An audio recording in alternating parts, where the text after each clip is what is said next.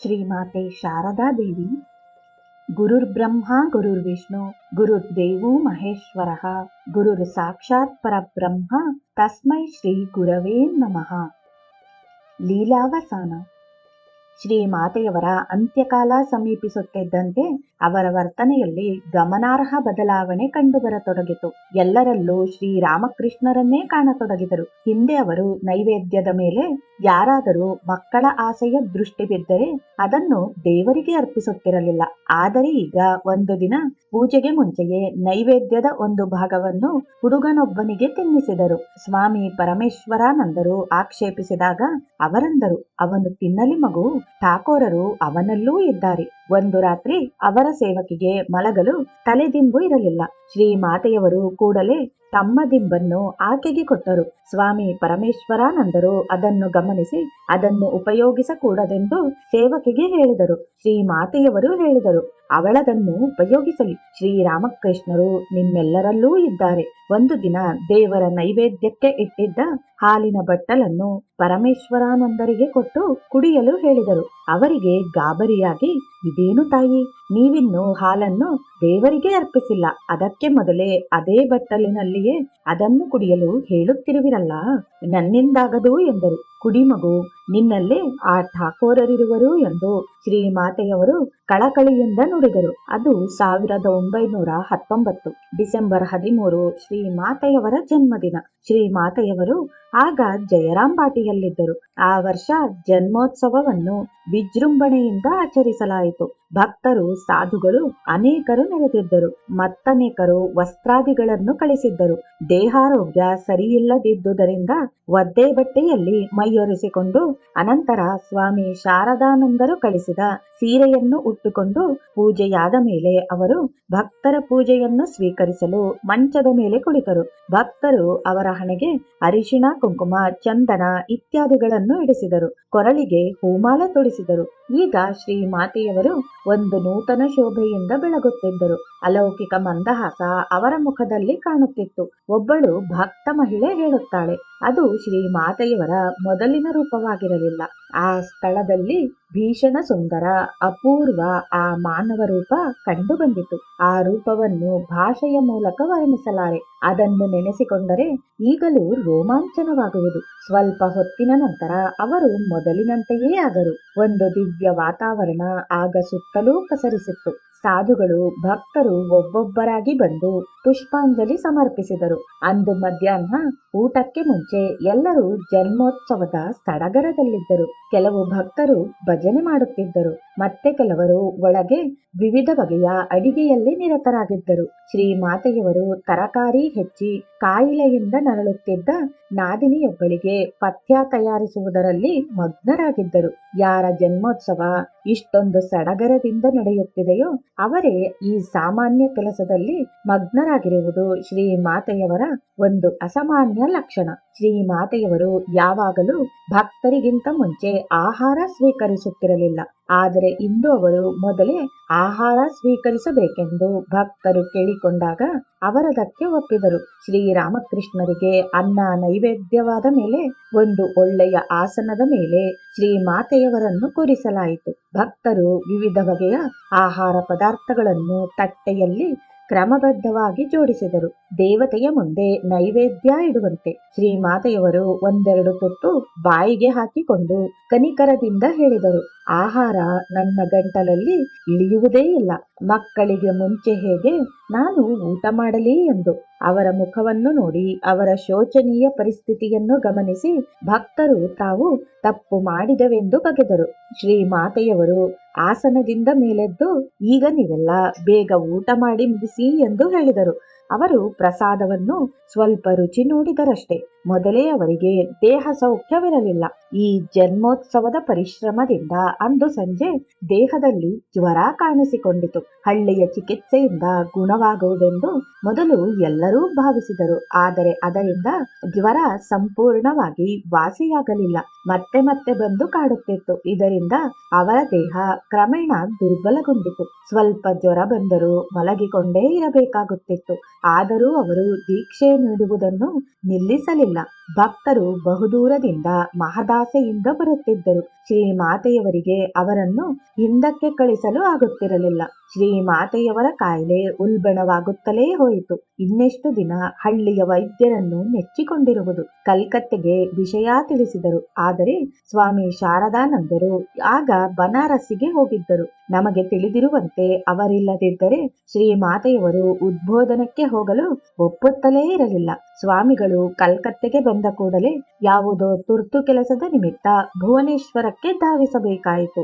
ಅವರು ಮತ್ತೆ ಕಲ್ಕತ್ತೆಗೆ ಬಂದ ತಕ್ಷಣವೇ ಸ್ವಾಮಿ ಆತ್ಮಪ್ರಕಾಶಾನಂದರನ್ನು ಶ್ರೀಮಾತೆಯವರನ್ನು ಕರೆದುಕೊಂಡು ಬರಲು ಜಯರಾಂಬಾಟಿಗೆ ಕಳಿಸಿದರು. ಶ್ರೀಮಾತೆಯವರು ಕೂಡಲೇ ಒಪ್ಪಿಗೆ ಇತ್ತು ಫೆಬ್ರವರಿ 24ರಂದು ಕಲ್ಕತ್ತೆಗೆ ಹೊರಟರು. ಅವರೊಡನೆ ರಾಧು, ಅವಳ ತಾಯಿ ಮಾಕು, ನಳಿನಿ, ನವಾಸನ ವಿಧವೆ ಮತ್ತು ಬ್ರಹ್ಮಚಾರಿ ವರದ ಇವರುಗಳಿದ್ದರು. ಅವರು ಹೊರಡುವಾಗ ಗ್ರಾಮವಾಸಿಗಳೆಲ್ಲ ಬಂದು ಕಣ್ಣೀರು ಒರೆಸಿಕೊಳ್ಳುತ್ತಾ, ರೋಗ ವಾಸಿ ಮಾಡಿಕೊಂಡು ಬೇಗ ಬಂದು ಬಿಡಮ್ಮ, ಬಹುಕಾಲ ನಮ್ಮನ್ನು ಮರೆತಿರಬೇಡ ಎಂದು ಕೈ ಮುಗಿದು ಬೇಡಿಕೊಂಡರು. ಎಲ್ಲ ಠಾಕೋರರ ಇಚ್ಛೆ, ನಿಮ್ಮನ್ನೆಲ್ಲ ನಾನು ಮರೆಯಲಾಗುವುದೇ ಎಂದರು. ಶ್ರೀಮಾತೆಯವರು ಶ್ರೀರಾಮಕೃಷ್ಣರ ಚಿತ್ರವನ್ನು ಬಟ್ಟೆಯಲ್ಲಿ ಸುತ್ತಿ ಪೆಟ್ಟಿಗೆಯಲ್ಲಿರಿಸಿದರು. ಕೊನೆಯ ಪ್ರಣಾಮ ಮಾಡಿ ಹೊರಬಂದರು. ಸಿಂಹವಾಹಿನಿ ಮತ್ತು ಇತರ ಗ್ರಾಮಗಳನ್ನುದ್ದೇಶಿಸಿ ಪ್ರಣಾಮ ಸಲ್ಲಿಸಿದರು. ನಿಧಾನವಾಗಿ ಹೆಜ್ಜೆ ಹಾಕುತ್ತಾ ಸಹೋದರರ ಮನೆಗಳನ್ನು ದಾಟಿ ಪಶ್ಚಿಮಾಭಿಮುಖವಾಗಿ ಹೊರಟರು. ಗ್ರಾಮದ ಹೊರವಲಯಕ್ಕೆ ಬಂದ ಮೇಲೆ ಅವರು ಪಲ್ಲಕ್ಕಿಯನ್ನು ಹತ್ತಿದರು. ಏಕೆಂದರೆ ಗ್ರಾಮ ದೇವತೆಗಳಿಗೆ ಗೌರವ ಸಲ್ಲಿಸಲು ಅವರೆಂದು ಗ್ರಾಮದೊಳಗೆ ಪಲ್ಲಕ್ಕಿಯಲ್ಲಿ ಓಡಾಡುತ್ತಿರಲಿಲ್ಲ. ಅವರು ಕೋಯಲಾಪಾರ ತಲುಪಿದಾಗ ಮಧ್ಯಾಹ್ನ 11 ಗಂಟೆಯಾಗಿತ್ತು. ಅಲ್ಲಿಗೆ ಬಂದಾಗ ಬ್ರಹ್ಮಚಾರಿ ವರದನಿಗೆ ನೆನಪಾಯಿತು.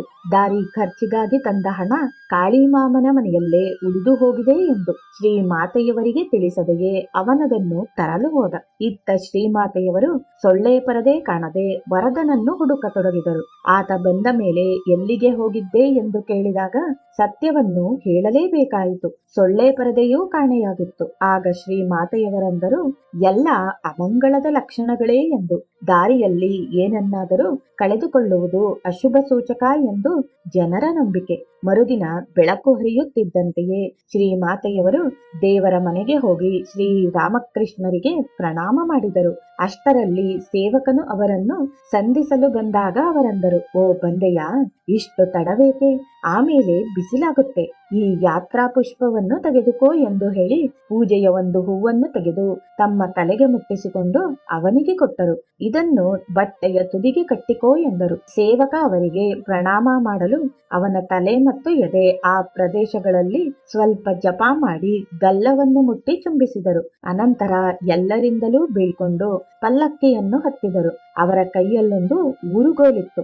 ಅವರದನ್ನು ನಡೆಯುವುದಕ್ಕೆ ಸಹಾಯವಾಗಲೆಂದು ಪ್ರಸನ್ನ ಮಾಮನಿಂದ ತಂದಿದ್ದರು. ಅದನ್ನೀಗ ಗಗನ್ ಮಹಾರಾಜರಿಗೆ ಕೊಟ್ಟು ಪ್ರಸನ್ನನಿಗೆ ಹಿಂದಿರುಗಿ ಕೊಡಬೇಕೆಂದು ಹೇಳಿದರು. ಪ್ರಸನ್ನನಿಗಾಗಿ ಒಂದು ಸೊಳ್ಳೆ ಪರದೆಯನ್ನು ಅವರಿಗೆ ಕೊಟ್ಟರು. ಕೊನೆಗೆ ಹೇಳಿದರು, ಮಗು ಶರತ್ ನಿಮ್ಮನ್ನೆಲ್ಲ ನೋಡಿಕೊಳ್ಳುತ್ತಾನೆ ಎಂದು. ಈ ಮಾತು ಅಪ್ರಸ್ತುತವಾದುದರಿಂದ ಎಲ್ಲರಿಗೂ ಆಶ್ಚರ್ಯವಾಯಿತು. ಫೆಬ್ರವರಿ 24 ಶುಕ್ರವಾರ ರಾತ್ರಿ 9 ಗಂಟೆಗೆ ಎಲ್ಲರೂ ಕಲ್ಕತ್ತೆ ತಲುಪಿದರು. ಶ್ರೀಮಾತೆಯವರು ದಣಿದು ಬೆಂಡಾಗಿದ್ದರು. ಬರೀ ಅಸ್ಥಿ ಚರ್ಮದಂತಾಗಿದ್ದ ಅವರ ಸೊರಗಿದ ದೇಹವನ್ನು ನೋಡಿ ಯೋಗಿನ್ಮ ಮತ್ತು ಗೋಲಾಪ್ಮ ಇವರಿಗೆ ಗಾಬರಿಯಾಯಿತು. ಸಂಗಡಿಗರನ್ನು ಕುರಿತು ಸ್ವಲ್ಪ ಆಕ್ಷೇಪಣೆಯ ಧ್ವನಿಯಲ್ಲಿ ಹೇಳಿದರು, ಅಯ್ಯಪ್ಪ, ಎಷ್ಟೊಂದು ತೆಳ್ಳಗಾಗಿ ಬಿಟ್ಟಿದ್ದಾಳೆ. ತಾಯಿಯ ಆರೋಗ್ಯ ಇಷ್ಟೊಂದು ಹದಗೆಟ್ಟಿದೆ ಎಂದು ನಮಗೆ ತಿಳಿಯಲೇ ಇಲ್ಲ. ಸ್ವಾಮಿ ಶಾರದಾನಂದರು ಮರುದಿನವೇ ಔಷಧೋಪಚಾರದ ವ್ಯವಸ್ಥೆ ಮಾಡಿದರು. ಡಾಕ್ಟರ್ ಕಂಜೀಲಾಲ್ ಅವರ ಹೋಮಿಯೋಪತಿ ಚಿಕಿತ್ಸೆ ಅಷ್ಟೊಂದು ಪರಿಣಾಮಕಾರಿಯಾಗದಿರಲು ಕವಿರಾಜ್ ಶ್ಯಾಮದಾಸ್ ವಾಚಸ್ಪತಿಯವರನ್ನು ಕರೆಸಲಾಯಿತು. ಇವರ ಹೊಸ ಚಿಕಿತ್ಸಾ ಪದ್ಧತಿ ಹೆಚ್ಚು ಫಲಕಾರಿ ಎಂದೆನಿಸಿತು. ಶ್ರೀಮಾತೆಯವರ ಜ್ವರ ನಿಂತು ಹೋಯಿತು. ಇದು ಎಲ್ಲರಿಗೂ ಸಮಾಧಾನವನ್ನಿತ್ತಿತು. ಭಕ್ತರು ಅವರ ಪಾದಸ್ಪರ್ಶ ಮಾಡುವ ಭಾಗ್ಯವನ್ನು ಮತ್ತೆ ಪಡೆದರು. ಆದರೆ ಈ ಸಮಾಧಾನ ಅಲ್ಪಾವಧಿಯಾಗಿತ್ತು. ಹೀಗೆ 15 ದಿನ ಕಳೆಯುತ್ತಿದ್ದಂತೆ ಜ್ವರ ಮತ್ತೆ ಮರುಕಳಿಸಿತು. ಇದರ ಜೊತೆಗೆ ಇನ್ನೊಂದು ತೊಂದರೆಯೂ ಸೇರಿಕೊಂಡಿತು. ಕವಿರಾಜ್ ಒಂದು ಅತ್ಯಂತ ಕಹಿಯಾದ ಔಷಧಿಯನ್ನು ಸೂಚಿಸಿದ್ದರು. ಇದನ್ನು ಬೆಳಿಗ್ಗೆ ತೆಗೆದುಕೊಳ್ಳಬೇಕಿತ್ತು. ಅದು ಎಷ್ಟೊಂದು ಕಹಿ ಇರುತ್ತಿತ್ತೆಂದರೆ ಮಧ್ಯಾಹ್ನದವರೆಗೂ ಬಾಯಿ ಕಹಿಯಾಗಿಯೇ ಉಳಿಯುತ್ತಿತ್ತು. ಇದರಿಂದ ಶ್ರೀಮಾತೆಯವರಿಗೆ ಏನನ್ನೂ ತಿನ್ನಲು ಸೇರಿಸುತ್ತಿರಲಿಲ್ಲ. ಈ ತೊಂದರೆಯನ್ನು ನಿವಾರಿಸಲು ಆಲೋಪತಿ ವೈದ್ಯರಾದ ಬಿಪಿನ್ ಬಿಹಾರಿ ಘೋಷ್ ಅವರನ್ನು ಕರೆಸಲಾಯಿತು. ಅವರ 1 ತಿಂಗಳ ಚಿಕಿತ್ಸೆ ಯಾವ ನಿಶ್ಚಿತ ಪರಿಣಾಮವನ್ನು ಉಂಟು ಮಾಡದಿರಲು ಖ್ಯಾತ ವೈದ್ಯ ಡಾಕ್ಟರ್ ಪ್ರಾಣಾಧನ್ ಬೋಸ್ ಅವರನ್ನು ಕರೆಸಿದರು. ಅವರು ಶ್ರೀಮಾತೆಯವರ ಕಾಯಿಲೆ ಕಾಲ ಆಸಾರೆಂದು ತೀರ್ಮಾನಿಸಿದರು. ಅವರ ಎಲ್ಲಾ ಪ್ರಯತ್ನವೂ ನಿಷ್ಫಲವಾಗಿ ಆಲೋಪತಿಯಿಂದ ಅದನ್ನು ಗುಣಪಡಿಸುವುದು ಅಸಾಧ್ಯವೆಂದು ಕೈಬಿಟ್ಟುಕೊಂಡರು.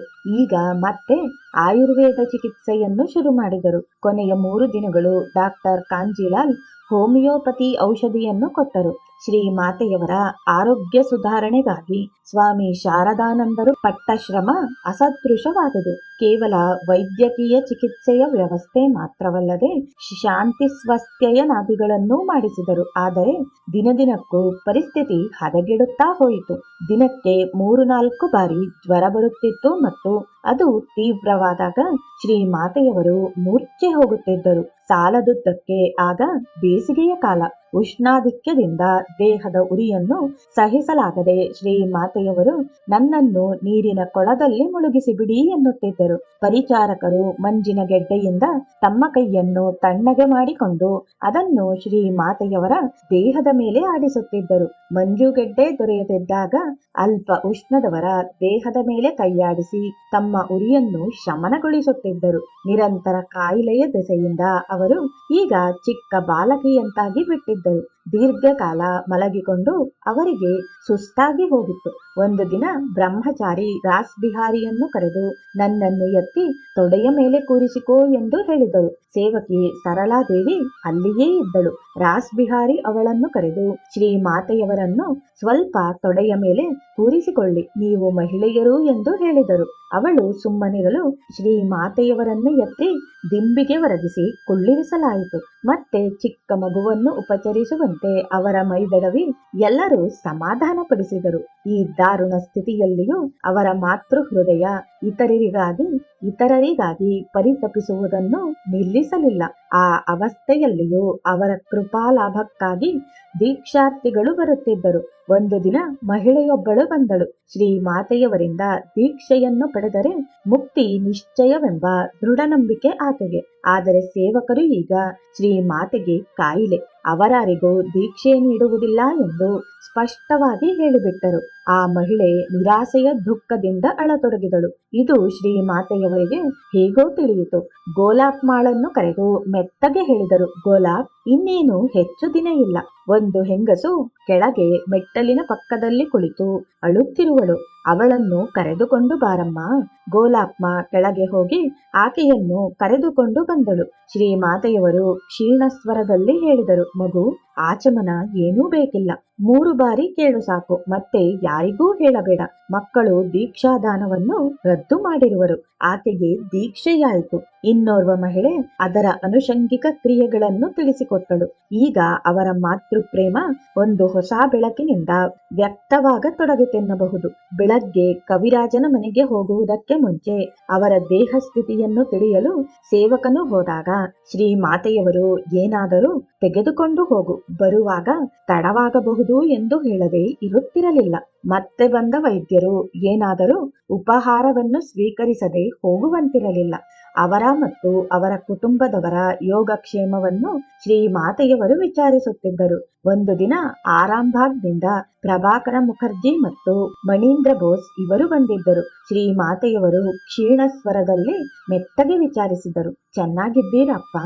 ನಾನು ಬದುಕುವೆನೆ, ಏನೂ ತಿನ್ನುವುದಕ್ಕೆ ಆಗುತ್ತಿಲ್ಲ, ತುಂಬಾ ನಿಶ್ಶಕ್ತಿ. ಅನಂತರ ಊರಲ್ಲಿ ಮಳೆಯಾಗಿದೆಯೇ ಎಂದು ವಿಚಾರಿಸಿದರು. ಮಣೀಂದ್ರ ಬೋಸ್ ಶ್ರೀಮಾತೆಯವರಿಗೆ ಪರಿಚಯವಿದ್ದ ರಮಣಿ ಎಂಬ ಮಹಿಳೆಯ ಮೂಲಕ ಊರಿನಿಂದ ಸ್ವಲ್ಪ ತಾಳೆಯ ಕಾಯಿಗಳನ್ನು ಕಳಿಸಿದ್ದರು. ಅದನ್ನು ನೆನೆಸಿಕೊಂಡು ಶ್ರೀಮಾತೆಯವರೆಂದರು, ರಮಣಿ ಯಾವಾಗ ಬಂದಳೋ ಗೊತ್ತಾಗಲೇ ಇಲ್ಲ.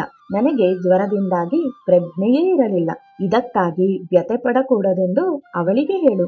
ಆಗ ಸ್ವಾಮಿ ಅದ್ಭುತಾನಂದರು ಕಾಶಿಯಲ್ಲಿ ಭೀಷಣ ರೋಗದಿಂದ ನರಳುತ್ತಿದ್ದರು. ಆ ಕಡೆಯಿಂದ ಯಾರು ಬಂದರೂ ಲಾಟು ಹೇಗಿದ್ದಾನೆ ಎಂದು ಶ್ರೀಮಾತೆಯವರು ವಿಚಾರಿಸದಿರುತ್ತಿರಲಿಲ್ಲ. ಶ್ರೀಮಾತೆಯವರ ಸೇವೆಗಾಗಿ ಉದ್ಬೋಧನದಲ್ಲಿ ಅನೇಕರಿದ್ದರು. ಏನಾದರೂ ಸ್ವಲ್ಪ ಸೇವೆ ಮಾಡಲು ಅವಕಾಶ ಸಿಕ್ಕಿದರೆ ಸಾಕು, ಅದನ್ನೇ ತಮ್ಮ ಮಹಾಭಾಗ್ಯವೆಂದು ಎಣಿಸುವಂತವರಾಗಿದ್ದರವರು. ಆದರೆ ಶ್ರೀಮಾತೆಯವರು ಎಷ್ಟು ಸುಲಭವಾಗಿ ಸೇವೆಯನ್ನು ಸ್ವೀಕರಿಸುವವರಲ್ಲ. ಆದ್ದರಿಂದ ಆ ಅವಕಾಶ ದೊರೆಯುವುದು ಕಠಿಣವಾಗಿತ್ತು.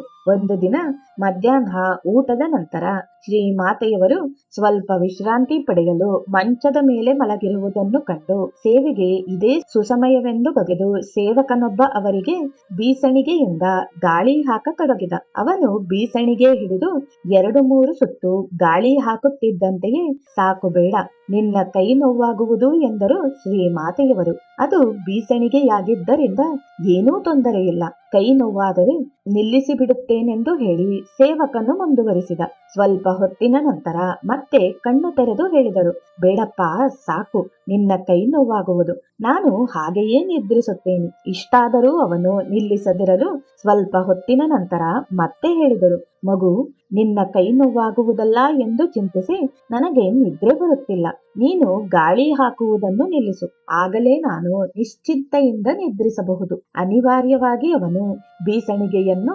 ಕೆಳಗಿಡಬೇಕಾಯಿತು. ಡಾಕ್ಟರ್ ಪ್ರಾಣಾಧನ್ ಬೋಸ್ ಮೊದಮೊದಲು 16 ರೂಪಾಯಿ ಚಿಕಿತ್ಸಾ ಶುಲ್ಕವನ್ನು ಸ್ವೀಕರಿಸುತ್ತಿದ್ದರು. ಅದರ ಜೊತೆ ಟ್ಯಾಕ್ಸಿ ಬಾಡಿಗೆಯನ್ನೂ ಕೊಡಬೇಕಿತ್ತು. ಒಂದು ದಿನ ಶ್ರೀಮಾತೆಯವರಿಗಾಗಿ ಯಾರೋ ಅನೇಕ ಹಣ್ಣು ಹಂಪಲು, ಸಿಹಿ ತಿಂಡಿ ಇತ್ಯಾದಿಗಳನ್ನು ಕಳಿಸಿದ್ದರು. ಅಂದೇ ಡಾಕ್ಟರ್ ಶ್ರೀಮಾತೆಯವರನ್ನು ಪರೀಕ್ಷಿಸಿ ಕೆಳಗೆ ಶಾರದಾನಂದರೊಡನೆ ಮಾತನಾಡುತ್ತಿರುವಾಗ ಆ ಹಣ್ಣು ಹಂಪಲುಗಳನ್ನೆಲ್ಲ ಅವರ ಗಾಡಿಯಲ್ಲಿ ಶ್ರೀಮಾತೆಯವರ ಆದೇಶದಂತೆ ಸೇವಕರು ಇರಿಸಿದರು. ಡಾಕ್ಟರಿಗೆ ಇವನ್ನೆಲ್ಲ ನೋಡಿ ತುಂಬಾ ಸಂತೋಷವಾಯಿತು. ಮರುದಿನ ಎಂದಿನಂತೆ ರೋಗಿಯನ್ನು ನೋಡಲು ಬಂದಾಗ ಕೊಠಡಿಯನ್ನೆಲ್ಲ ಸ್ವಲ್ಪ ಸೂಕ್ಷ್ಮವಾಗಿ ಪರೀಕ್ಷಿಸಿದರು. ಆಗ ಶ್ರೀರಾಮಕೃಷ್ಣರ ಚಿತ್ರ ಕಣ್ಣಿಗೆ ಬಿತ್ತು. ಅವರು ಕ್ರಿಶ್ಚಿಯನ್, ಆದರೂ ಉದಾರ ಮನಸ್ಸಿನವರು. ಅವರು ಕೆಳಗೆ ಬಂದು ತಾವು ಇಷ್ಟು ದಿನ ಯಾರ ಚಿಕಿತ್ಸೆ ಮಾಡುತ್ತಿದ್ದುದಾಗಿ ಶಾರದಾನಂದರನ್ನು ವಿಚಾರಿಸಿದರು.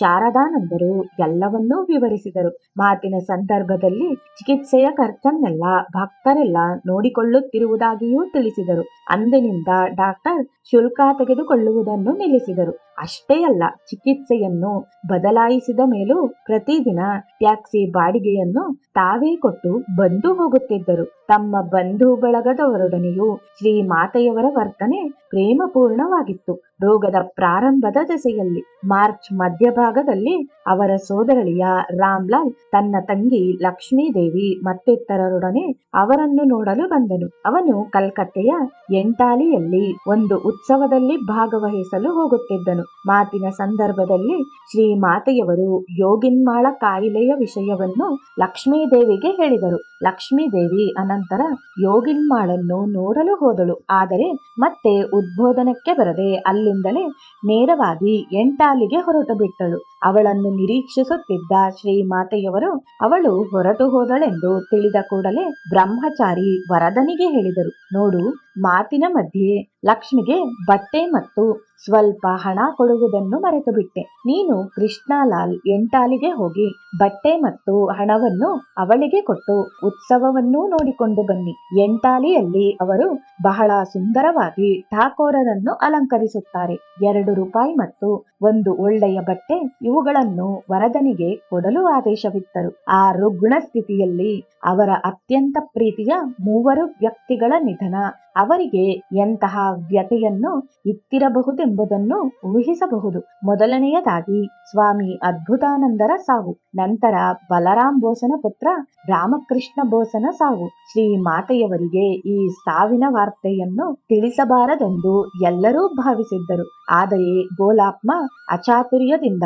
ತಿಳಿಸಿಬಿಟ್ಟಳು. ಪರಿಣಾಮವಾಗಿ ಶ್ರೀಮಾತೆಯವರು ಅತ್ತೂ ಅವರ ಜ್ವರ ಮತ್ತೂ ಜಾಸ್ತಿಯಾಯಿತು. ಅಂದು ರಾತ್ರಿ ನಿದ್ದೆಯೇ ಇರಲಿಲ್ಲ ಅವರಿಗೆ. ಒಂದು ವಾರದ ನಂತರ ಜಯರಾಮ್ ಬಾಟಿಯಲ್ಲಿ ವರದ ಮಾವ ನ್ಯೂಮೋನಿಯಾ ರೋಗಕ್ಕೆ ತುತ್ತಾದ.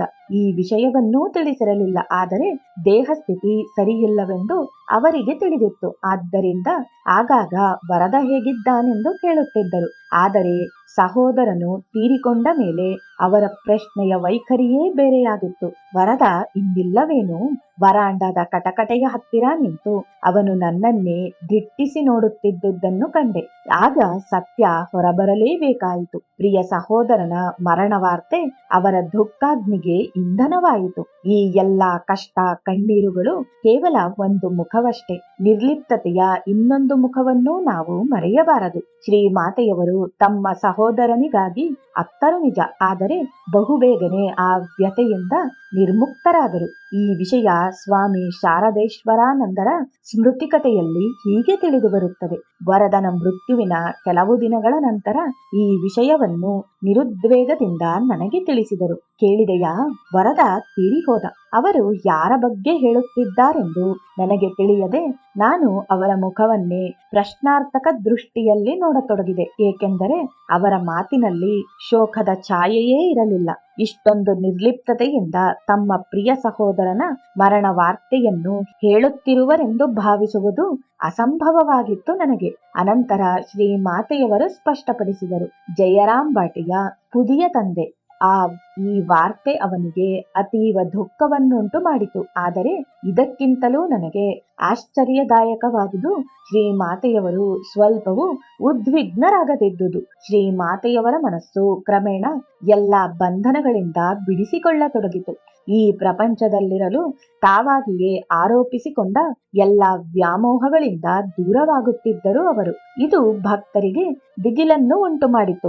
ಮಾರ್ಚ್ ಮಧ್ಯಭಾಗದಲ್ಲಿ ಒಮ್ಮೆ ಭಕ್ತರೊಬ್ಬರು ಶ್ರೀಮಾತೆಯವರನ್ನು ಉದ್ದೇಶಿಸಿ ಹೇಳಿದರು, ತಾಯಿ, ಈ ಬಾರಿ ನಿಮ್ಮ ಆರೋಗ್ಯ ತುಂಬಾ ಹದಗೆಟ್ಟಿದೆ. ನಿಮ್ಮ ದೇಹ ಇಷ್ಟೊಂದು ದುರ್ಬಲವಾಗಿದ್ದುದನ್ನು ನಾನೆಂದೂ ನೋಡಿರಲಿಲ್ಲ. ಶ್ರೀಮಾತೆಯವರಂದರು, ಹೌದು ಮಗು, ದುರ್ಬಲವಾಗಿರುವುದೇನೋ ನಿಜ. ಈ ಶರೀರದ ಮೂಲಕ ಠಾಕೋರರು ಮಾಡಬೇಕಾದ ಕಾರ್ಯ ಮುಗಿಯಿತೆಂದು ಅನಿಸುತ್ತೆ. ಈ ಮನಸ್ಸು ಸದಾ ಅವರಿಗಾಗಿ ಹಾತೊರೆಯುತ್ತಿದೆ, ಬೇರೇನೂ ಹಿಡಿಸುತ್ತಿಲ್ಲ. ಈಗ ನೋಡು, ರಾಧುವನ್ನು ಅಷ್ಟೊಂದು ಪ್ರೀತಿಸುತ್ತಿದ್ದೆ. ಅವಳ ಜೀವನವನ್ನು ಸುಖಮಯಗೊಳಿಸಲು ಎಷ್ಟೊಂದು ಮಾಡಿದೆ. ಈಗ ಎಲ್ಲಾ ತಿರುಗುಮರುಗು. ಅವಳು ಹತ್ತಿರ ಬಂದರೆ ಮನಸ್ಸಿಗೆ ಬೇಜಾರಾಗುವುದು. ನನ್ನ ಮನಸ್ಸನ್ನು ಕೆಳಗಿಳೆಯಲು ಅವಳೇಕೆ ಬರುತ್ತಿದ್ದಾಳೆ ಎಂದೆನಿಸುವುದು. ಠಾಕೋರರು ಅವರ ಕೆಲಸಕ್ಕಾಗಿ ಇಷ್ಟು ದಿವಸವೂ ಈ ಎಲ್ಲದರ ಮೂಲಕ ಮನಸ್ಸನ್ನು ಕೆಳಗೆ ಹಿಡಿದಿರಿಸಿದ್ದರು. ಹಾಗಿಲ್ಲದಿದ್ದರೆ ಅವರು ಹೊರಟು ಹೋದ ಮೇಲೆ ನನಗಿಲ್ಲಿರಲು ಸಾಧ್ಯವಾಗುತ್ತಿತ್ತೇ? ಇನ್ನೊಮ್ಮೆ ಅವರು ಹೇಳಿದರು, ಠಾಕೋರರು ಹೇಳುತ್ತಿದ್ದರು, ಜೀವಿಗಳಿಗಾಗಿ ನಾನು ನೂರಾರು ದುಃಖ ಸಹಿಸಿದೆ. ನೀನು ಅವರನ್ನು ಸ್ವಲ್ಪ ನೋಡಿಕೋ ಎಂದು. ಆದ್ದರಿಂದಲೇ ಎಲ್ಲಿಂದ ಯಾರು ಬಂದರೂ ನಾನು ಯಾರನ್ನೂ ನಿರಾಕರಿಸಲಿಲ್ಲ. ಎಲ್ಲರಿಗೂ ದೇವರ ನಾಮವನ್ನು ನೀಡಿರುವೆ. ಮನುಷ್ಯರ ಪಾಪ ತಾಪದಿಂದ ನನ್ನ ದೇಹ ಸುಟ್ಟು ಹೋಯಿತು. ಈ ಕಡ್ಡಿಯಿಂದ ನನ್ನ ಅಂತಃಜ್ವರ ತಿಳಿಯುವುದೇ? ಗೌರಿಮಾ ಮತ್ತು ದುರ್ಗಾದೇವಿ ಗಂಗೆಯಲ್ಲಿ ಸ್ನಾನವನ್ನು ಮುಗಿಸಿ ಹಿಂತಿರುಗಿ ಹೋಗುವಾಗ ಪ್ರತಿದಿನ ಉದ್ಬೋಧನಕ್ಕೆ ಬರುತ್ತಿದ್ದರು ಮತ್ತು ಶ್ರೀಮಾತೆಯವರ ಹತ್ತಿರ ಕುಳಿತು ಗಾಳಿ ಹಾಕುತ್ತಿದ್ದರು. ಆದರೆ ಒಂದು ದಿನ ಅನಿರೀಕ್ಷಿತವಾದುದು ಸಂಭವಿಸಿತು. ಗೌರಿಮಾ ಬಂದ ಕೂಡಲೇ ಶ್ರೀಮಾತೆಯವರಂದರು, ನನ್ನನ್ನು ಮುಟ್ಟಬೇಡ. ಪ್ರತಿದಿನ ಬಂದು ನನಗೇಕೆ ಕಿರುಕುಳ ಕೊಡುತ್ತೀಯೇ? ಇದರಿಂದ ಗೌರಿ ಮಾಳಿಗೆ ಸಿಡಿಲೆರಗಿದಂತಾಯಿತು. ಅತ್ಯಂತ ಕಾತರದಿಂದ ನುಡಿದರು, ತಾಯಿ, ನೀವು ಕಾಯಿಲೆಯಿಂದ ನರಳುತ್ತಿದ್ದೀರಿ. ನಮ್ಮ ಮನಸ್ಸಿಗೆ ಶಾಂತಿ ಇಲ್ಲ.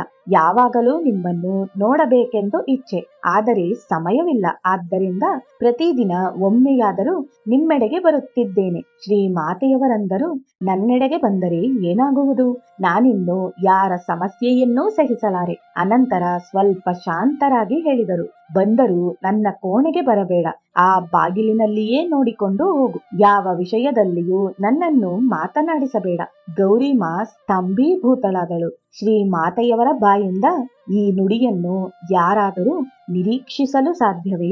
ಅವಳ ಬಾಯಿಂದ ಮಾತೇ ಹೊರಡದಂತಾಯಿತು. ಕಣ್ಣು ಹನಿಗೂಡಿತು. ಸುಮ್ಮನೆ ಅಳುತ್ತಾ ಅಲ್ಲಿಂದ ಹೊರಟು ಹೋದಳು. ಮರುದಿನದಿಂದ ಯಥಾ ಸಮಯಕ್ಕೆ ಬಂದು ಶ್ರೀಮಾತೆಯವರು ನಿರ್ದೇಶಿಸಿದ ಸ್ಥಳದಲ್ಲಿಯೇ 1 ಗಂಟೆ ಕುಳಿತು ಮೌನವಾಗಿಯೇ ಕಣ್ಣೀರಿನೊಂದಿಗೆ ತನ್ನ ಹೃದಯದ ವೇದನೆಯನ್ನು ತೋಡಿಕೊಳ್ಳುತ್ತಿದ್ದಳು. ಶ್ರೀಮಾತೆಯವರು ಇದನ್ನೆಲ್ಲ ನೋಡಿಯೂ ಸ್ವಲ್ಪವೂ ವಿಚಲಿತರಾಗಲಿಲ್ಲ. ಅನೇಕರು ಶ್ರೀಮಾತೆಯವರು ತಮ್ಮನ್ನು ಅನಾಥರನ್ನಾಗಿ ಬಿಟ್ಟು ಹೋಗುವರೆಂದು ನಂಬಲಿಲ್ಲ.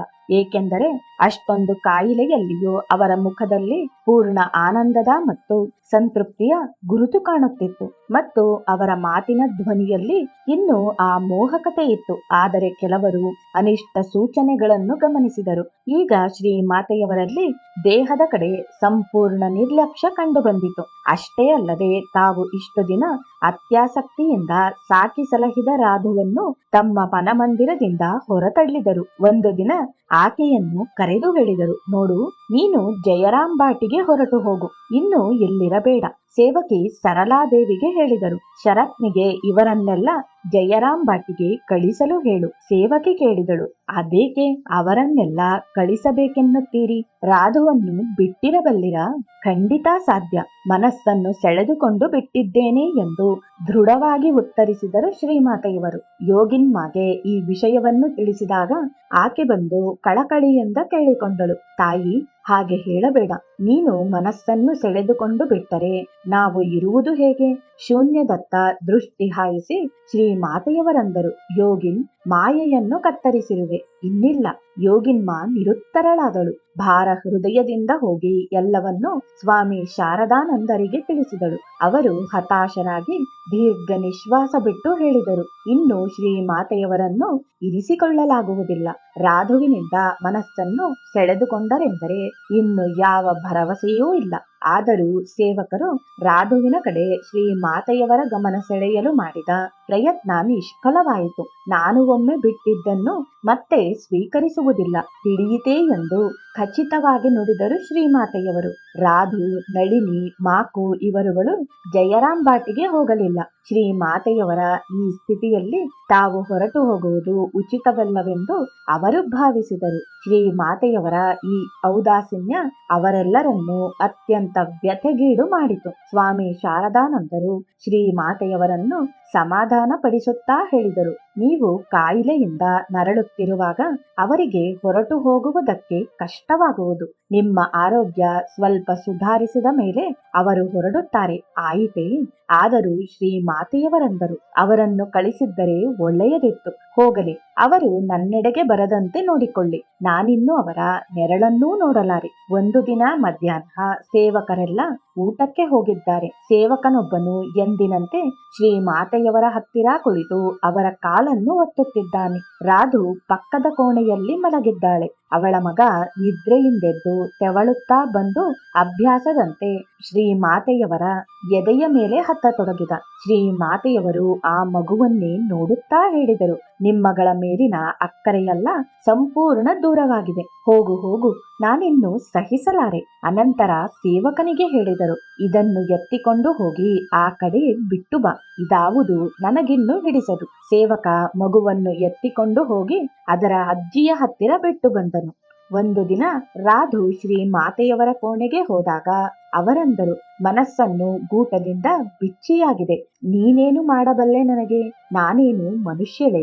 ದೇಹ ತ್ಯಾಗದ 8 ದಿನಗಳ ಮುಂಚೆ ಶ್ರೀಮಾತೆಯವರು ಸ್ವಾಮಿ ಶಾರದಾನಂದರನ್ನು ಕರೆದರು. ಅವರು ಬಂದು ಶ್ರೀಮಾತೆಯವರ ಪಾದದ ಹತ್ತಿರ ಮಂಡಿಯೂರಿ ಕುಳಿತು ಅವರ ಕೈಯನ್ನು ಮೆತ್ತಗೆ ನೇವರಿಸತೊಡಗಿದರು. ಶ್ರೀಮಾತೆಯವರು ಸ್ವಾಮಿಗಳ ಬಲಗೈ ಹಿಡಿದು, ಶರತ್, ಇವರನ್ನೆಲ್ಲ ನಿನ್ನ ವಶಕ್ಕೆ ಬಿಟ್ಟು ಹೋಗುತ್ತಿದ್ದೇನೆ ಎಂದು ಹೇಳಿ ಕೂಡಲೇ ತಮ್ಮ ಕೈಯನ್ನು ಸೆಳೆದುಕೊಂಡರು. ದುಃಖದ ಉದ್ವೇಗದಲ್ಲಿ ಶಾರದಾನಂದರ ಬಾಯಿಂದ ಮಾತೇ ಹೊರಡದಂತಾಯಿತು. ಮೆಲ್ಲಗೆ ಮೇಲೆದ್ದು ಹಿಮ್ಮುಖವಾಗಿ ಅಡಿಯಿಡುತ್ತಾ ಶ್ರೀಮಾತೆಯವರನ್ನೇ ವೀಕ್ಷಿಸುತ್ತಾ ಕೋಣೆಯಿಂದ ಹೊರಬಂದರು. ಆಗ ಶ್ರೀಮಾತೆಯವರ ಸ್ವಭಾವ ಚಿಕ್ಕ ಮಗುವಿನಂತಾಗಿತ್ತು. ಎಷ್ಟೋ ವಿಷಯಗಳಲ್ಲಿ ಮಗುವಿನಂತೆ ಹಠ ಹಿಡಿಯುತ್ತಿದ್ದರು. ಹಾಗೆಯೇ ಮಗುವಿನಂತೆ ಅವರನ್ನು ಸಮಾಧಾನ ಪಡಿಸಬಹುದಿತ್ತು. ಒಂದು ದಿನ ಸೇವಕಿ ಸರಳಾದೇವಿ ಅವರಿಗೆ ಆಹಾರವನ್ನು ನೀಡಲು ಹೋದಾಗ, ನಾನು ತಿನ್ನೋಲ್ಲ, ನಿಮ್ಮದೆಲ್ಲ ಒಂದೇ ರಾಗ, ತಾಯಿ ಉಣ್ಣು ಮತ್ತು ಕೊಂಕಳಲ್ಲಿ ಕಡ್ಡಿ ಇಟ್ಟುಕೋ ಇಷ್ಟೇ ಎಂದು ಹುಸಿಕೋಪ ವ್ಯಕ್ತಪಡಿಸಿದರು. ಸೇವಕಿಗೆ ಗೊತ್ತು, ಇಂತಹ ಸಂದರ್ಭದಲ್ಲಿ ಶರತ್ ಮಹಾರಾಜರನ್ನು ಕರೆಯುತ್ತೇನೆಂದರೆ ಶ್ರೀಮಾತೆಯವರು ತೆಪ್ಪಗೆ ಉಣ್ಣುವರೆಂದು. ಈ ಬಾರಿಯೂ ಅದೇ ಅಸ್ತ್ರವನ್ನು ಉಪಯೋಗಿಸಿದಳು. ಶ್ರೀಮಾತೆಯವರು ಆಗ ಅದಕ್ಕೂ ಬಗ್ಗಲಿಲ್ಲ. ಕರಿ ಶರತ್ನನ್ನು, ನಾನು ನಿನ್ನ ಕೈಯಿಂದ ತಿನ್ನುವುದಿಲ್ಲ ಎಂದು ಬಿಟ್ಟರು. ಸ್ವಾಮಿ ಶಾರದಾನಂದರಿಗೆ ಹೇಳಿ ಕಳಿಸಿದ ಕೂಡಲೇ ಅವರು ಬಂದರು. ಶ್ರೀಮಾತೆಯವರು ಅವರನ್ನು ಪಕ್ಕದಲ್ಲಿ ಕುಳ್ಳಿರಿಸಿಕೊಂಡು, ನನ್ನ ದೇಹದ ಮೇಲೆ ಸ್ವಲ್ಪ ಕೈಯಾಡಿಸು ಮಗು ಎಂದು ಮೆಲುದನಿಯಲ್ಲಿ ನುಡಿದರು. ಶ್ರೀಮಾತೆಯವರು ಮತ್ತೆ ಅವರೆರಡು ಕೈಗಳನ್ನೂ ಹಿಡಿದುಕೊಂಡು, ನೋಡು ಮಗು, ಇವರು ನನ್ನನ್ನು ಎಷ್ಟೊಂದು ಪೀಡಿಸುತ್ತಾರೆ. ಬರೀ ತಿನ್ನು ತಿನ್ನು ಎನ್ನುವುದೊಂದೇ ರಾಗ, ಮತ್ತೆ ಕೊಂಕಳಲ್ಲಿ ಕಡ್ಡಿ ತುರುಕಿಸುವುದು. ನೀನು ಅವರಿಗೆಲ್ಲ ಸ್ವಲ್ಪ ಹೇಳಪ್ಪ, ನನ್ನ ತಂಟೆಗೆ ಬರುವುದು ಬೇಡವೆಂದು. ಶಾರದಾನಂದರು ಅತ್ಯಂತ ಮೃದುವಾಗಿ, ಇಲ್ಲ ತಾಯಿ, ಅವರು ನಿಮಗೆ ಇನ್ನೇನೂ ತೊಂದರೆ ಕೊಡುವುದಿಲ್ಲ ಎಂದು ಸಮಾಧಾನ ಪಡಿಸಿದರು. ಸ್ವಲ್ಪ ಹೊತ್ತಿನ ನಂತರ ತಾಯಿ, ಈಗ ಏನಾದರೂ ಸ್ವಲ್ಪ ತೆಗೆದುಕೊಳ್ಳುತ್ತೀರಾ ಎಂದು ಕೇಳಿದರು. ಕೊಡು ಎಂದರು ಶ್ರೀಮಾತೆಯವರು. ಸೇವಕಿ ಕೂಡಲೇ ಆಹಾರ ತೆಗೆದುಕೊಂಡು ಬಂದಳು. ಇಲ್ಲ, ನಾನು ಅವಳ ಕೈಯಿಂದ ತಿನ್ನುವುದಿಲ್ಲ, ನೀನೇ ನನಗೆ ಉಣಿಸು ಎಂದರು ಶಾರದಾನಂದರಿಗೆ. ಅವರು ಹಾಲಿನ ಬಟ್ಟಲನ್ನು ಶ್ರೀಮಾತೆಯವರ ಬಾಯಿಗೆ ಹಿಡಿದರು. ಸ್ವಲ್ಪ ಹಾಲು ಕುಡಿದಾದ ಮೇಲೆ ತಾಯಿ ಸ್ವಲ್ಪ ವಿಶ್ರಮಿಸಿಕೊಂಡು ಮತ್ತೆ ಕುಡೀರಿ ಎಂದರು ಶಾರದಾನಂದಾಜಿ. ಈ ಸವಿ ಮಾತಿನಿಂದ ಸಂತೃಪ್ತರಾದ ಶ್ರೀಮಾತೆಯವರಂದರು, ನೋಡು, ಎಷ್ಟು ಚೆನ್ನಾಗಿ ಹೇಳುತ್ತಾನೆ, ಸ್ವಲ್ಪ ವಿಶ್ರಮಿಸಿಕೊಂಡು ಮತ್ತೆ ಕುಡಿಯಿರಿ ಎಂದು. ಹೀಗೆ ಅವರಿಗೆ ಹೇಳಲಾಗುವುದಿಲ್ಲವೇ? ನೋಡು, ಈ ರಾತ್ರಿಯಲ್ಲಿ ನನ್ನ ಮಗನಿಗೆ ತೊಂದರೆ ಕೊಟ್ಟರು, ಹೋಗು ಮಗು, ಮಲಗಿಕೊ. ಹೀಗೆ ಹೇಳುತ್ತಾ ಶಾರದಾನಂದರು ಬೆನ್ನನ್ನು ನೇವರಿಸಿದರು. ಶಾರದಾನಂದಾಜಿ ಸೊಳ್ಳೆ ಪರದೆಯನ್ನು ಅಣಿಗೊಳಿಸಿ, ಈಗ ಬರುತ್ತೇನಮ್ಮ ಎಂದು ಹೊರಟಾಗ, ಆಗಲಿ ಮಗು, ನಿನಗೆ ಎಷ್ಟೊಂದು ಕಷ್ಟವಾಯಿತು ಎಂದು ನುಡಿದರು ಮಾತೃವಾತ್ಸಲ್ಯದಿಂದ. ಶ್ರೀಮಾತೆಯವರು ಅತ್ಯಂತ ಲಜ್ಜಾ ಪ್ರವೃತ್ತಿಯವರಾಗಿದ್ದುದರಿಂದ ಶಾರದಾನಂದರಿಗೆ ಅವರ ನೇರ ಸೇವೆ ಮಾಡುವ ಅವಕಾಶ ಇದುವರೆಗೂ ದೊರಕಿರಲಿಲ್ಲ. ಈ ಕೊನೆಯ ದಿನಗಳಲ್ಲಿ ಅವರ ಹಾರೈಕೆಯನ್ನು ಪೂರ್ಣಗೊಳಿಸಿದರು ಶ್ರೀಮಾತೆಯವರು. ಸರಳಾದೇವಿಗೂ ಶ್ರೀಮಾತೆಯವರ ಪರಿಸ್ಥಿತಿ ಅರ್ಥವಾಯಿತು. ಮತ್ತೆ ಮತ್ತೆ ಉಣಿಸುವುದು ಮತ್ತು ಥರ್ಮಾಮೀಟರ್ ಇಡುವುದು, ಇದರಿಂದ ಅವರು ಬೇಸತ್ತಿರುವರೆಂದು ಭಾವಿಸಿ ತನ್ನ ಕೆಲಸ ಬದಲಾಯಿಸಬೇಕೆಂದು ಸ್ವಾಮಿ ಶಾರದಾನಂದರನ್ನು ಕೇಳಿಕೊಂಡರು. ಅಂದಿನಿಂದ ಅವಳ ಕೆಲಸ ವರದಾ ಮತ್ತು ನವಸಾನ ವಿಧವೆ ಇವರಿಗೆ ಹೋಯಿತು. ಸರಳಾದೇವಿ ಸಾಧ್ಯವಾದಷ್ಟು ದೂರವಿರುತ್ತಿದ್ದಳು. ಇದು ಶ್ರೀಮಾತೆಯವರ ಗಮನಕ್ಕೆ ಬರಲು ಬಹುಕಾಲ ಬೇಕಾಗಲಿಲ್ಲ. 2 ದಿನಗಳ ನಂತರ ಅವಳನ್ನು ತಮ್ಮ ಬಳಿಗೆ ಕರೆದರು. ಅವಳ ತಲೆಯನ್ನು ತಮ್ಮ ಎದೆಗಪ್ಪಿಕೊಂಡು, ನನ್ನ ಮೇಲೆ ಕೋಪವೇ ಮಗು, ನಾನೇನಾದರೂ ಹೇಳಿದ್ದರೆ ಮನಸ್ಸಿಗೆ ಹಚ್ಚಿಕೊಳ್ಳಬೇಡಮ್ಮ ಎಂದು ಸಂತೈಸಿದರು. ಸರಳಾಗೆ ಗಂಟಲು ಕಟ್ಟಿ ಬಂದು ಏನೂ ಹೇಳಲಾಗಲಿಲ್ಲ. ಕಣ್ಣೀರು ಸುರಿಸಿದಳು ಅಷ್ಟೇ. ತನ್ನ ಹಿಂದಿನ ಕೆಲಸವನ್ನು ಮತ್ತೆ ಶುರು ಮಾಡಿದಳು. ರೋಗ ದಿನದಿನವೂ ಉಲ್ಬಣವಾಗುತ್ತಾ ಹೋಯಿತು. ಕೈಕಾಲುಗಳೆಲ್ಲ ಬಾತುಕೊಂಡವು. ಪರಿಣಾಮವಾಗಿ ಶ್ರೀಮಾತೆಯವರಿಗೆ ಹಾಸಿಗೆಯಿಂದ ಏಳುವುದಕ್ಕೂ ಶಕ್ತಿ ಇರಲಿಲ್ಲ. ಶ್ರೀಮಾತೆ, ಶ್ರೀಮತಿ ಸುಧಿರಾದೇವಿ ಮತ್ತು ನಿವೇದಿತ ಶಾಲೆಯ ಮಹಿಳೆಯರು ಪರ್ಯಾಯ ಕ್ರಮದಲ್ಲಿ ದಿನವಿಡೀ ಅವರೊಡನಿದ್ದು ಅವರ ಆರೈಕೆ ಮಾಡುತ್ತಿದ್ದರು. ಅವರ ದೇಹಾವಸಾನಕ್ಕೆ ಇನ್ನೂ 5 ದಿನಗಳಿವೆ. ಭಕ್ತೆ ಅನ್ನಪೂರ್ಣೆಯ ತಾಯಿ ಶ್ರೀಮಾತೆಯವರನ್ನು ನೋಡಲು ಬಂದಳು. ಭಕ್ತರಾರನ್ನು ಒಳಗೆ ಬಿಡುತ್ತಿರಲಿಲ್ಲವಾದುದರಿಂದ ಬಾಗಿಲಲ್ಲೇ ನಿಂತುಕೊಂಡಿದ್ದಳು. ಅಕಸ್ಮಾತ್ ಶ್ರೀಮಾತೆಯವರ ದೃಷ್ಟಿ ಅವಳ ಮೇಲೆ ಬಿತ್ತು. ಹತ್ತಿರ ಬಾ ಎಂದು ಸನ್ನೆ ಮಾಡಿದರು. ಅವಳು ಹತ್ತಿರ ಹೋಗಿ ಪ್ರಣಾಮಾನಂತರ ಅಳುತ್ತಾ, ತಾಯಿ, ಮುಂದೆ ನಮ್ಮ ಗತಿ ಏನು ಎಂದಳು. ಭಯವೇಕೆ? ನೀನು ಠಾಕೋರರನ್ನು ನೋಡಿರುವೆ, ಇನ್ನೇನು ಭಯ ಎಂದು ಕ್ಷೀಣ ಸ್ವರದಲ್ಲಿ ನಿಧಾನವಾಗಿ ನುಡಿದರು. ಆದರೆ ಆ ಭರವಸೆಯ ನುಡಿಯಲ್ಲಿ ಅಪಾರ ಕರುಣೆ ಮಿಡಿಯುತ್ತಿತ್ತು. ಸ್ವಲ್ಪ ಹೊತ್ತಿನ ನಂತರ ಮತ್ತೆ ಸಾವಕಾಶವಾಗಿ ತಮ್ಮ ಚರಮೋಪದೇಶವನ್ನಿತ್ತರು. ಆದರೆ ಒಂದು ವಿಷಯ, ನಿನಗೆ ಶಾಂತಿ ಬೇಕೆಂದರೆ ಯಾರ ದೋಷವನ್ನೂ ನೋಡಬೇಡ, ನಿನ್ನ ದೋಷವನ್ನೇ ನೋಡಬೇಕು. ಪ್ರಪಂಚದ ಎಲ್ಲರನ್ನೂ ನಿನ್ನವರೆಂದು ಭಾವಿಸಲು ಪ್ರಯತ್ನಿಸು. ಯಾರು ಪರರಲ್ಲಮ್ಮ, ಎಲ್ಲರೂ ನಿನ್ನವರೇ. ಇದೇ ಅವರು ಜಗತ್ತಿಗೆತ್ತ ಮಹಾ ಸಂದೇಶ. ತಾವು ಜೀವನದುದ್ದಕ್ಕೂ ಅನುಸರಿಸಿದ್ದುದನ್ನೇ ಮಾತಿನ ಮೂಲಕ ವ್ಯಕ್ತಪಡಿಸಿದರು. ತಾವು ಹೊರಟು ಹೋದರೂ ತಾವು ನಡೆದ ಹಾದಿಯಲ್ಲೇ ಮುಂದುವರಿದರೆ ಎಲ್ಲರೂ ಶಾಂತಿಯಿಂದಿರಬಹುದೆಂದು ಸೂಚಿಸಿದರು. ಇನ್ನೊಂದು ದಿನ ಕರುಣಾರ್ದ್ರ ಸ್ವರದಲ್ಲಿ ಹೇಳಿದರು, ಯಾರು ಬಂದಿರುವರೋ, ಯಾರು ಬಂದಿಲ್ಲವೋ, ಮತ್ತೆ ಯಾರು ಬರುವರೋ ನನ್ನ ಎಲ್ಲಾ ಮಕ್ಕಳಿಗೂ ನನ್ನ ಪ್ರೀತಿಯನ್ನು ತಿಳಿಸು. ಎಲ್ಲರ ಮೇಲೂ ನನ್ನ ಆಶೀರ್ವಾದವಿದೆ. ಕೊನೆಯ ದಿನ ಸಮೀಪಿಸುತ್ತಿದ್ದಂತೆ ಅವರ ಮಾತು ನಿಂತೇ ಹೋಯಿತೆಂದು ಹೇಳಬಹುದು. ಸದಾ ಆತ್ಮಸ್ಥರಾಗಿಯೇ ಇರುತ್ತಿದ್ದರು. ಅವರ ಮನಸ್ಸನ್ನು ಕೆಳಗಿಳಿಸಲು ಯಾರಾದರೂ ಪ್ರಯತ್ನಿಸಿದರೆ ಅವರು ಬೇಸರಗೊಳ್ಳುತ್ತಿದ್ದರು. ರೋಧಿಸುತ್ತಿದ್ದ ಸೇವಕನಿಗೆ ಷರತ್ತಿದ್ದಾನೆ. ಭಯವೇಕೆ ಎಂದು ಒಮ್ಮೆ ಭರವಸೆ ಇತ್ತರಷ್ಟೇ. ಜುಲೈ 21, 1920 ಅವರ ಜೀವನದ ಕೊನೆಯ ದಿನ. ಅಂದು ರಾತ್ರಿ 1:30ಕ್ಕೆ ಅವರು ದೀರ್ಘ ನಿಶ್ವಾಸದೊಡನೆ ಮಹಾಸಮಾಧಿಯನ್ನೈದರು. ತೀವ್ರ ರೋಗ ಅವರ ದೇಹವನ್ನು ಕೇವಲ ಅಸ್ಥಿ ಚರ್ಮವನ್ನಾಗಿಸಿತ್ತು. ಮೈಬಣ್ಣವೂ ಕಪ್ಪಾಗಿತ್ತು. ಆದರೆ ಮಹಾಸಮಾಧಿಯ ನಂತರ ಅವರ ಮುಖದಲ್ಲಿ ರೋಗಿಯ ಚಿಹ್ನೆಯೇ ಇರಲಿಲ್ಲ. ಅಲೌಕಿಕ ಜ್ಯೋತಿಯಿಂದ ಬೆಳಗುತ್ತಿತ್ತು. ಆ ಮುಖಕಾಂತಿ ಮತ್ತು ಶಾಂತಿ ಎಲ್ಲರನ್ನೂ ಅಚ್ಚರಿಗೊಳಿಸಿತು. ಆ ಸ್ವರ್ಗೀಯ ಶೋಭೆ ದೇಹ ತಣ್ಣಗಾದ ಮೇಲೂ ಬಹುಕಾಲವಿತ್ತು. ಅದನ್ನು ನೋಡಿದವರಿಗೆ ಅವರು ದೇಹ ಬಿಟ್ಟಿರುವರೆಂದು ನಂಬುವುದೇ ಕಷ್ಟವಾಗುವಂತಿತ್ತು. ಇದನ್ನು ಕಣ್ಣಾರೆ ಕಂಡ ಬ್ರಹ್ಮಚಾರಿ ರಾಸ್ಬಿಹಾರಿಯ ವರ್ಣನೆಯಂತಿದೆ. ಬಹುಕಾಲದ ಕಾಯಿಲೆಯಿಂದ ದೇಹ ಸೊರಗಿ ಹೋಗಿತ್ತು. ಕಾಂತಿ ಕುಂದಿತ್ತು. ಅವರು ದೇಹ ಬಿಟ್ಟ ಮೇಲೂ ಹಾಗೆಯೇ ಇತ್ತು. ಶರತ್ ಮಹಾರಾಜರ ಸಲಹೆಯಂತೆ ಶ್ರೀಮಾತೆಯವರ ದೇಹದ ಬಟ್ಟೆ ಬದಲಾಯಿಸಿ ಒಂದು ಶುಭ್ರವಾದ ಹಾಸಿಗೆಯ ಮೇಲೆ ಮಲಗಿಸಲಾಯಿತು. ಧೂಪ ದೀಪಗಳನ್ನು ಹೊತ್ತಿಸಲಾಯಿತು. ಎಲ್ಲರೂ ದುಃಖದಿಂದ ವಿಷಣ್ಣ ವದನರಾಗಿ ದೂರದಲ್ಲಿ ಕುಳಿತಿದ್ದರು. ಅವರಲ್ಲಿ ಒಬ್ಬನು ಮುಖದಿಂದ ಬೆಳಕಿನ ಕಿರಣಗಳು ಹೊರಬಂದು ಸುತ್ತಲೂ ಹರಡುವುದನ್ನು ಗಮನಿಸಿ ಉದ್ವೇಗದಿಂದ, ನೋಡು ನೋಡು, ಶ್ರೀಮಾತೆಯವರ ಮುಖ ಜ್ಯೋತಿರ್ಮಯವಾಗಿದೆ. ಈಗ ಎಲ್ಲರ ದೃಷ್ಟಿಯು ಶ್ರೀಮಾತೆಯವರ ಮುಖದ ಕಡೆ ಹರಿಯಿತು. ಎಲ್ಲರೂ ಆವಾಕ್ಕಾಗಿ ಒಬ್ಬರನ್ನೊಬ್ಬರು ನೋಡುತ್ತಾ, ಇದೇನಿದು? ಎಲ್ಲಿಂದ ಬಂತು ಈ ಕಾಂತಿ? ಮೊದಲು ಇರಲಿಲ್ಲವಲ್ಲ? ಎಲ್ಲರೂ ಆನಂದದಿಂದ ಪುಳಕಿತರಾದರು. ತಾಯಿಯನ್ನು ಕುರಿತು ಹಾಡನ್ನು ಹಾಡಲಾರಂಭಿಸಿದರು. ಮರುದಿನ ಶ್ರೀಮಾತೆಯವರ ದೇಹವನ್ನು ಗಂಧ ಪುಷ್ಪಾದಿಗಳಿಂದ ಅಲಂಕರಿಸಿದರು. ಅನಂತರ ಮಂಗಳ ಶವಯಾತ್ರೆ ರಾಮನಾಮ ಸಂಕೀರ್ತನೆಯೊಡನೆ ಹೊರಬಿತ್ತು. ಅನೇಕ ಸಾಧು ಭಕ್ತರು ಅದರಲ್ಲಿ ಭಾಗವಹಿಸಿದರು. ವರಾಹನಗರದಲ್ಲಿ ಗಂಗಾ ನದಿಯನ್ನು ದಾಟಿ ಬೇಲೂರು ಮಠಕ್ಕೆ ಅವರ ದೇಹವನ್ನು ತೆಗೆದುಕೊಂಡು ಹೋದರು. ಅಲ್ಲಿ ಆಗಲೇ ಅಸಂಖ್ಯಾತ ಜನರು ನೆರೆದಿದ್ದರು.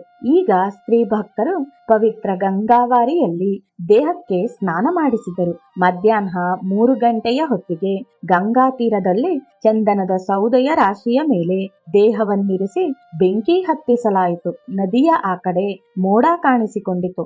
ಮಳೆ ಬಂದು ಚಿತಾಗ್ನಿಯನ್ನು ಆರಿಸುವುದೋ ಎಂದು ಭಕ್ತರಿಗೆ ಭಯ. ಹಾಗೆ ಯೋಚಿಸುತ್ತಿದ್ದಂತೆಯೇ ನದಿಯ ಆಚೆ ದಡದಲ್ಲಿ ಜೋರಾಗಿ ಮಳೆ ಸುರಿಯತೊಡಗಿತು. ಅದು ನದಿಯ ಅರ್ಧ ಭಾಗದವರೆಗೂ ಬಂತು. ಆದರೆ ಈ ದಡದಲ್ಲಿ ಸ್ವಲ್ಪವೂ ಮಳೆಯಾಗಲಿಲ್ಲ. ಸಂಜೆಯ ಹೊತ್ತಿಗೆ ಅಗ್ನಿ ದೇಹವನ್ನು ಸಂಪೂರ್ಣ ಆಹುತಿ ತೆಗೆದುಕೊಂಡಿತ್ತು.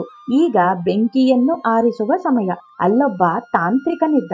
ಅವನು ತಾಂತ್ರಿಕ ಕ್ರಿಯಾನುಸಾರವಾಗಿ ಬೆಂಕಿಯನ್ನು ಆರಿಸಬೇಕೆಂದು ಬಯಸಿದ. ಆದರೆ ಅವಶ್ಯಕ ವಸ್ತುಗಳು ಅವನಿಗಲ್ಲಿ ಸಿಗಲಿಲ್ಲ. ಅವನ್ನು ತರಲು ಮಾರ್ಕೆಟಿಗೆ ಹೋಗಿದ್ದವನು ಎಷ್ಟು ಹೊತ್ತಾದರೂ ಬರಲಿಲ್ಲ. ಸ್ವಾಮಿ ನಿರ್ಮಲಾನಂದರು ಇನ್ನು ಕಾಯಲಾರದೆ ಒಂದು ಬಿಂದಿಗೆ ನೀರನ್ನು ತಂದು ಸ್ವಾಮಿ ಶಾರದಾನಂದರಿಗೆ ಕೊಟ್ಟು ತಾವೇ ಆರಿಸಬೇಕೆಂದು ಹೇಳಿದರು. ಶಾರದಾನಂದರು ನೀರನ್ನು ಸುರಿದರು. ಮತ್ತೆ ಅನೇಕರು ತಾವೂ ನೀರು ಹಾಕಬೇಕೆಂದು ಬಿಂದಿಗೆಯಲ್ಲಿ ನೀರನ್ನು ತೆಗೆದುಕೊಂಡು ಬಂದರು. ಆದರೆ ಅವರಾರಿಗೂ ಆ ಅವಕಾಶ ದೊರೆಯಲಿಲ್ಲ. ಶಾರದಾನಂದರು ಮುಗಿಸುವಷ್ಟರಲ್ಲೇ ಇದ್ದಕ್ಕಿದ್ದಂತೆಯೇ ಇಲ್ಲಿಯೂ ಅಸಾಧ್ಯ ಮಳೆ ಸುರಿಯತೊಡಗಿ ಕ್ಷಣಾರ್ಧದಲ್ಲಿ ಬೆಂಕಿ ಆರಿಹೋಯಿತು. ಇಲ್ಲಿಗೆ ಶ್ರೀರಾಮಕೃಷ್ಣ ಲೀಲಾ ನಾಟಕದ ಇನ್ನೊಂದು ದೃಶ್ಯ ಮುಗಿಯಿತು. ಶ್ರೀಮಾತೆಯವರ ಮಹಾಸಮಾಧಿಯ ಸಮಯದಲ್ಲಿ ಸ್ವಾಮಿ ಅಭಯಾನಂದರು ಕೈಲಾಸ ಮಾನಸ ಸರೋವರದ ಹಾದಿಯಲ್ಲಿದ್ದರು. ಒಂದು ದಿನ ರಾತ್ರಿ ಕನಸಿನಲ್ಲಿ ಅವರಿಗೆ ಶ್ರೀಮಾತೆಯವರು ಕಾಣಿಸಿಕೊಂಡರು. ಸುಂದರವಾಗಿ ಅಲಂಕೃತವಾಗಿದ್ದರು. ಪಾದದಲ್ಲಿ ಅಗರು, ಅತ್ಯಂತ ಶುಭ್ರವಾದ ಸೀರೆ, ಕೊರಳಿನಲ್ಲಿ ಹಾರ, ಪ್ರಕಾಶಮಾನರಾಗಿ ಕಾಣುತ್ತಿದ್ದರು. ಸ್ಥಳ ಈಗ ಬೇಲೂರು ಮಠದಲ್ಲಿ ಅವರ ದೇವಸ್ಥಾನವಿರುವ ಜಾಗ.